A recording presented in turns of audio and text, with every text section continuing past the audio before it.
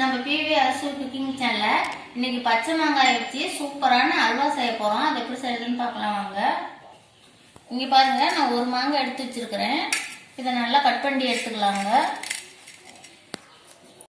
இப்ப மாங்காய் எல்லாம் நல்லா கட் பண்ணி எடுத்துக்கிட்டுங்க. இதை இந்த மாதிரி மிக்ஸி ஜார்ல சேர்த்து அரைச்சிக்கலாம்.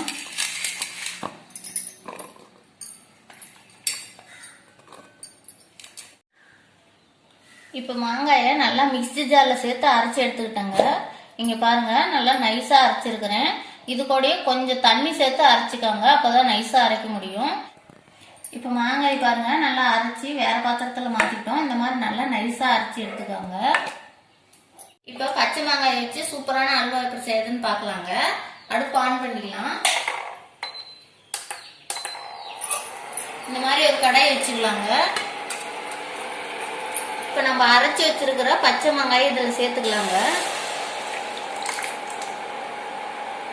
இப்ப நம்ம இந்த மாதிரி நல்லா கிளறி விட்டுக்கலாங்க. இது ஒரு 2 நிமிஷம் வேக விட்டோம். நல்லா சோள மாவு ஒரு 3 ஸ்பூன் எடுத்து வச்சிருக்கிறேங்க. இது நல்லா தண்ணி ஊற்றி கரைச்சிக்கலாம். இது கொஞ்சம் கொஞ்சமா தண்ணி ஊற்றி கரைச்சிக்கலாங்க. நல்லா கட்டி உழுவாம கரைச்சி எடுத்துக்கலாம்.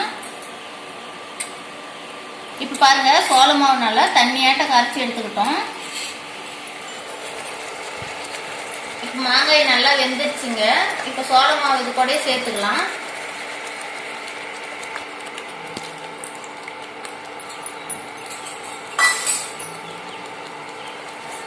சோள மாவு சேர்த்து நல்லா அடி பிடிக்காத அளவுக்கு நல்லா இந்த மாதிரி கிளறி விட்டுட்டே இருக்கலாங்க. இப்ப இது கூட 200 கிராம் நாட்டு சக்கரை சேர்த்துக்கலாங்க. நல்லா இந்த மாதிரி கிளறி விட்டுட்டே இருக்கலாங்க.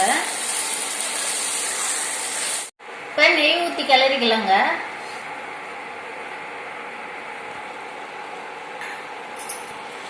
இந்த மாதிரி இடையில இடையில நெய்யை ஊத்தி ஊத்தி கிளறி விட்டுட்டே இருக்கணுங்க. அப்பதான் அடி பிடிக்காம நமக்கு நல்ல அல்வா கிடைக்கும்.